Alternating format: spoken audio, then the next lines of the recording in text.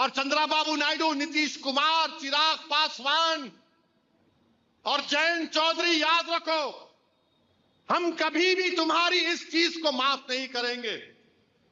तुम हमारी शरीयत पर हमला जो करने की इजाजत बीजेपी को दे रहे हो, अगर ये चारों बोल दे कि बिल नहीं लाना चाहिए तो बिल नहीं आएगा, मगर तुम बीजेपी को इजाजत दे रहे हो हमारी मस्जिदों को, वक्फ को खत्म करने का, उनकी तायीद करके। क्या परमिशन की जरूरत है तुम्हारे को?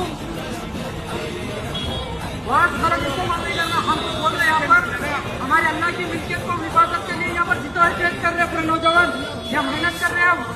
अरे हम मुसलमान हैं, हम हिंदुस्तान के शहरी है, किसी का बाप नहीं देना हमको रोकने के लिए।